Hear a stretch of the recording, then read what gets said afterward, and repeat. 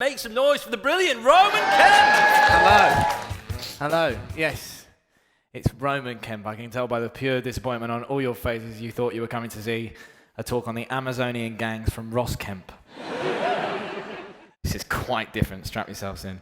The thing is, what I want to do today is I want to kind of walk you through every little part of what's kind of happened to me here, because when I was asked to participate in Thread Talks with Samson KX, I kind of was a bit stuck in terms of what it was exactly that I was going to talk about. I did, for a second, think, finally, someone's going to want me to talk about aliens, conspiracies, and how the world's going to be overrun by lizard people, because it will happen. But that wasn't the case. You know, they then said to me, they want to know exactly what is kind of going on. And I'm not a huge tweeter. It kind of stumbled upon me that the fact of what I love about Twitter is quite a simple answer. It's watching other people and watching all of you, if you use Twitter, and kind of seeing you kind of go at it against each other. It's almost kind of like a digital virtual version of Gogglebox almost at the same time. You're seeing feuds, discussions, emotions put into 280 characters, which leads me to the first fact. Yes, there's facts in this. No, you can't leave. A quick side note is that I actually, when I was writing this, get this, the most common length of a tweet back when Twitter only allowed 140 characters was 34 characters, right? So then obviously they changed it, and it is now 280 characters, and the most common length of a tweet is 33 characters, which then leads you to the point of realizing that if you give people a bigger stage, they'll get scared and they'll shut up. So it works. Now, Twitter is a complete phenomenon. You know, your every single thought, people will want to overshare. It is that person at the party that's going, yeah, well, I really want to talk about what happened like 5 years ago, because then it would create like a really good moment for me. And that does happen, and it kind of is a constant brain flow for us. But what it's also done is it's introduced, Twitter alone has introduced to the world a symbol that defines a new hierarchy: the verified badge. Now, if you could, just raise your hands if any of you have a verified badge. Got it. But the thing is, with a verified badge, there are some hugely important reasons for this, and it does give people a massive voice. You know, people like Greta Thunberg that you're seeing at the moment, having one of those means that she has, what I'm presuming, I'm sure Mr. Wilding can tell me, probably a better chance within the algorithm to be able to push out her message. You know, it gives her a platform to change the planet for the better. And stuff like that is phenomenal. But the verified badge is also recognized and feared by all major corporations out there. If you tweet something from a verified badge that is looking bad for a company, you best believe they are bringing their most sincere apologies towards you. But you should use it for good, blah, blah, blah. You shouldn't use it for that. But, you know, I use it for good as well, not just to tweet Domino's about why my garlic dip didn't arrive. Seriously not cool. It's not cool. I'm not going to lie, that is the only thing I use a verified badge for. I'm realizing how sad my existence is right now. Just quickly, it does remind me, speaking of Domino's, and I'm going to try and talk about this one without laughing, because I practiced this earlier, and every time I see this, I just can't hold myself. So this is a little thread from @SadaDre. So it says here, yo, I ordered a pizza and came with no toppings on it or anything, it's just bread. Domino's replied, @SadaDre, by God, we're so sorry to hear about this. Please let our friends at Domino's_UK know of this so they can help. Signed off, Evie.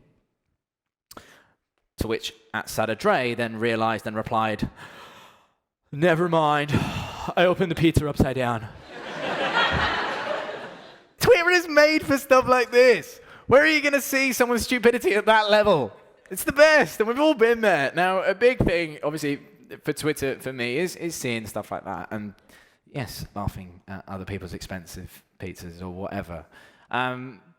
But you've seen it grow over the last 5 years, 2 years, year, and I think a massive moment that I think we all started realizing that Twitter is kind of going to this new phenomenon is it is the source of news for a lot of people, myself included. It's the first thing I look at when I wake up in the morning. Now, when you look at stuff like absolutely horrifying, terrible terrorist attacks. The police actively use that to help people find one another, tell people what areas to not go to within the city that they were in, whether it was Manchester, whether it was in London.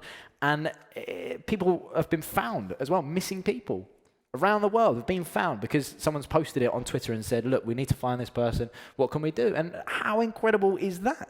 You know? And for me, it's stuff like this that you really realize, okay, wow, this is something that can be used not just for memes and not just for talking about Love Island and who should have won and whatnot and hashtags. It has a huge effect on us as humans to bring us together. Now, the people I follow on Twitter is mostly, I had to look at this and I was like, what am I doing? Most of it is just music, football, sport related. And Piers Morgan. I do follow Piers Morgan.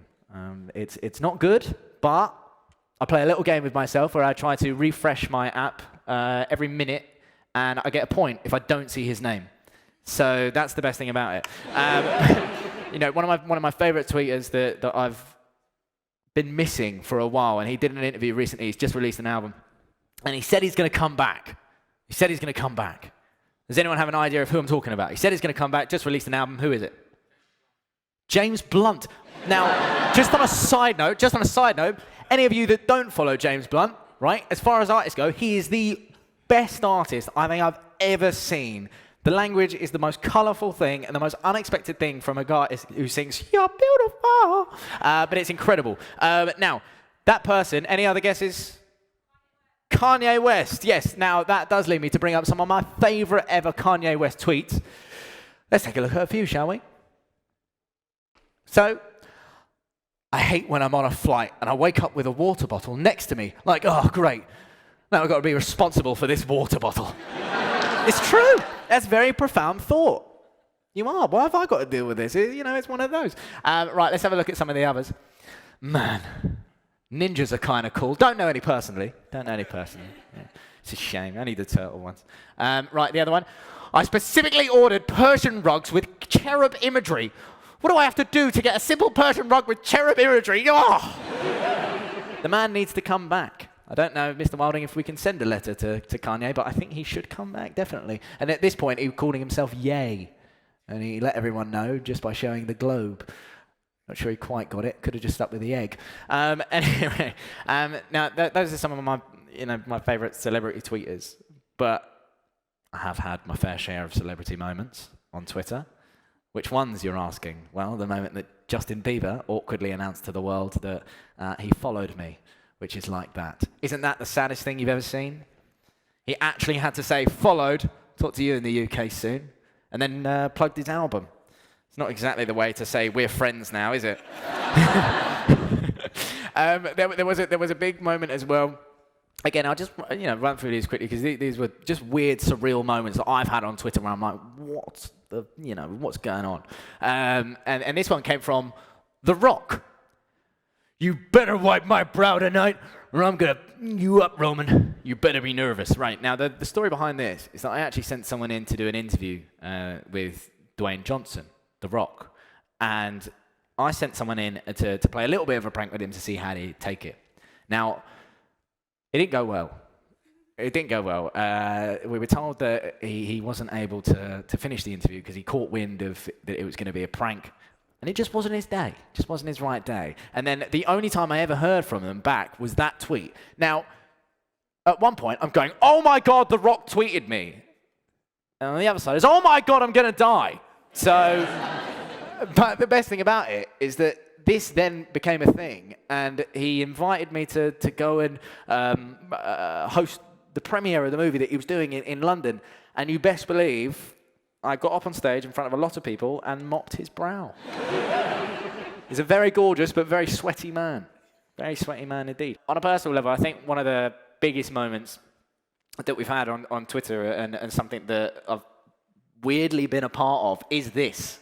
Now, it's not a joke. It really is me on one knee, putting a ring on Niall Horan's finger, and him tweeting that as confirmation. Now, let me tell you, throughout, I think, parts of Southern East Asia, that was ran as actual news. But I'm not actually joking. That ran as actual news on the telly, not just on YouTube. I was engaged to Niall Horan. Now, you can see what I'm getting at here. I'm not exactly, tweeting Nobel Prize winning stuff, but it just shows you what you can do with stuff like this. And someone that's in my job, and it is just about to have fun and be able to see what, people want to talk about, And I try and do that, and I try to pose questions myself to start a conversation, because for those of you that don't know, I host the show on Capital. I do Capital Breakfast. So in the mornings, when you wake up, you turn on the radio. It's my job to kind of talk to people and say, what are we talking about? Sometimes news days are pretty dead, right? So you have to try and pose those conversations yourself. Now, I did find out a little stat, and I quite like this one, that we cry 4,680 times in a lifetime. And that's why I wanted to know, what is the most ridiculous thing you've cried over? Now, keep in mind as well, if you do have one of these, I will come to you in a second. So have a think, what's the most ridiculous thing that you've ever cried over? Because I've got a couple of my favorites here. When I put this out there, I didn't expect replies like this. At Nikki Nukes, I cried over making a cake that looked so good when it came out. But the tweets like this are just phenomenal. And then take a look at this one from Bean, kept losing at Uno. As a constant loser of Uno, I know that feeling. It is terrible, especially when those blank cards come out. It's pointless. Right, then the next one here. I cried once because I didn't want to play Monopoly. Right, two things wrong with this, okay? One, if you have the emotional instability to play a game like Monopoly, you probably shouldn't be playing it in the first place. Two, who wants to play you at Monopoly to the point at which you're crying? And three, who is forcing you to do that? Do you know what I mean? It's tweets like these. That's from Andrea. Thanks so much, Andrea. And let's keep going with these, because I do quite like them, to be fair. I think these are the ones that you just end up realizing what is going on in the UK. This is what people care about. And let's be honest, we've all been there. We've all been there. But it's a bigger problem if you spill the banana flakes one, because that's a few more. But this one is killer. Do you know what? I do like this. Let's show you one more of these. When someone got 10p instead of 10 grand on Deal or No Deal. We were all laughing. It was just tears of laughing. It was very, very difficult. But stuff like this is just great. And it gives people the opportunity. Because do you know the best thing sometimes? It's that I guarantee you that when people are tweeting this stuff, because I am this person, you see someone pose a question on Twitter and you instantly go, what's the funniest thing I can say? What's the funniest thing I can say? And you spend about 5 minutes, going, is that good enough? And you show some of your mates and you go, oh, is that the tweet that's going to bang? Do you know what I mean? Oh, I don't know if it is. But it gives people that opportunity to put forward their best foot, their funniest part of their life. And I did let you kind of get away with it for a second, so I am going to ask you quickly, do you have a most ridiculous thing? If you do have a ridiculous thing, just put it up, put your hand up. There must be something. If there isn't, I'm still going to come back to you at the end. You've got something. Yeah, go for it. Is it James Blunt again? What is it? Dumbo film. See, sir, that is a fantastic thing to cry over. It's wonderful. Yeah, I still do. So, listen, we all do. But listen, none of you have gotten away with this. I will come back to that.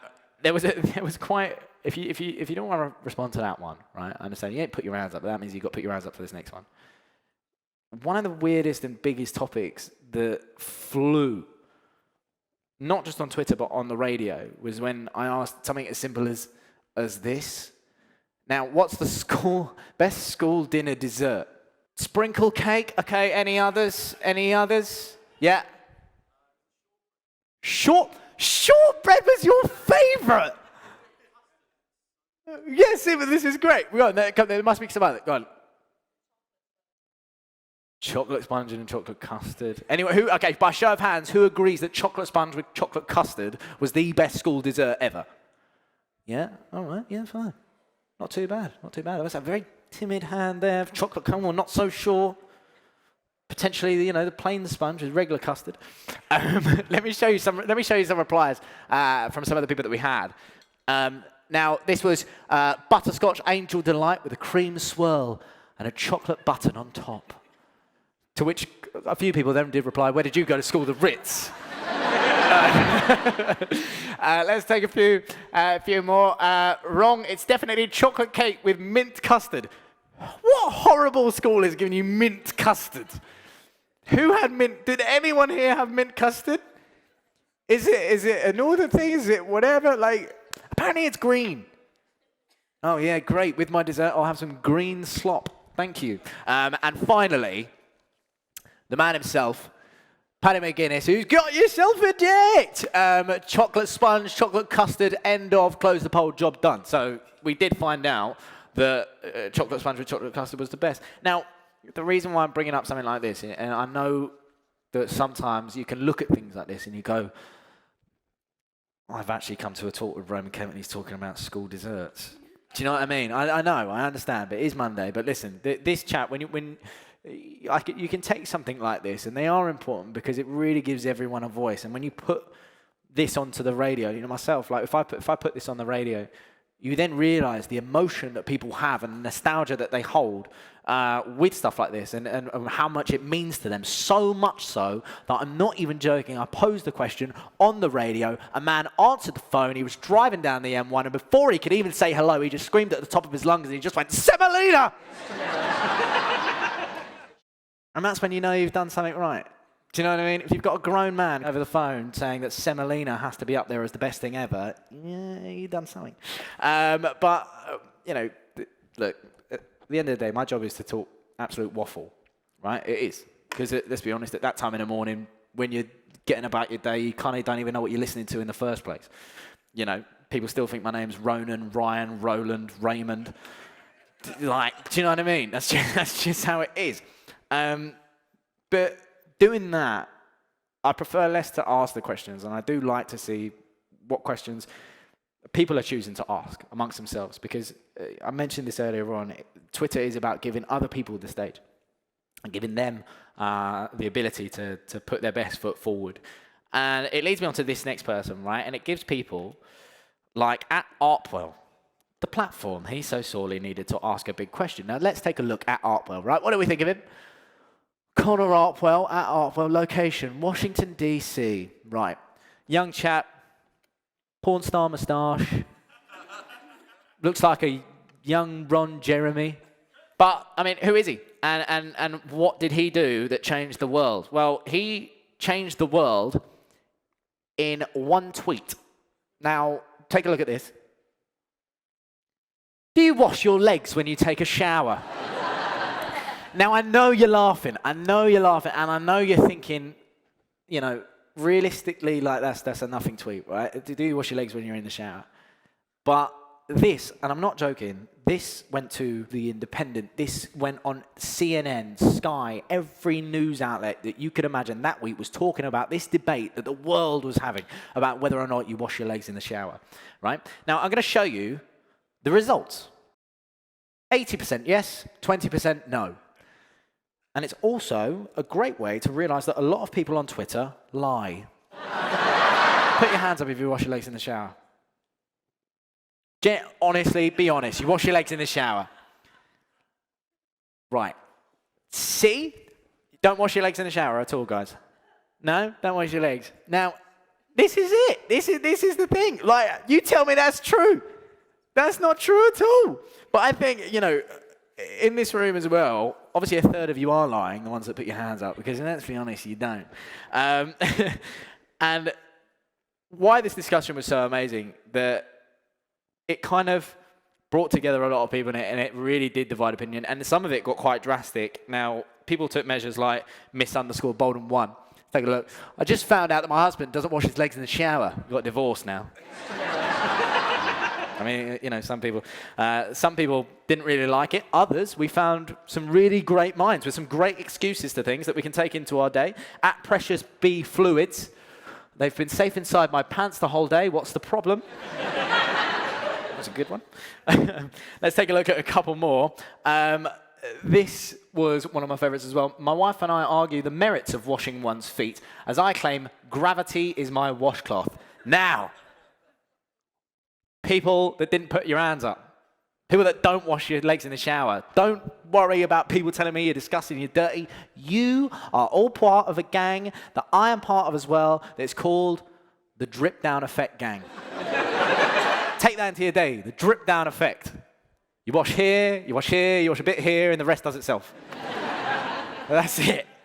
That's it, let's be honest. Do you know what I mean? That really is it. And I think that is a phenomenal thing to be able to come out and say you've coined a brand new phrase. There were some odd ones on Twitter though. Let's take a look. What about this? I do because my legs get very dirty from constantly running into things. I will not explain this. What are you doing? Some comedians in the room. If anyone over the age of 9 answers no to this, they should move back in with their parents. Well, I am, okay, so don't worry about it.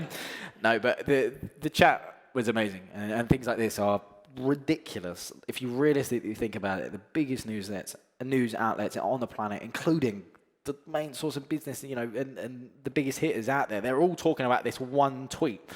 And we're all coining a new phrase in the drip down effect, which is my absolutely favorite thing. Being able to talk on the radio and talk things like this or whatever, it is really nice, and it's about real discussions. So, and these are the topics that we like talking about. Forget the fact what Jeremy Corbyn's doing next. Some lady just posed a question saying, do you wash your feet in the shower?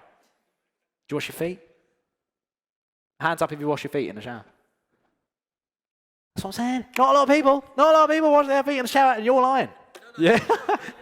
Oh, okay. You don't?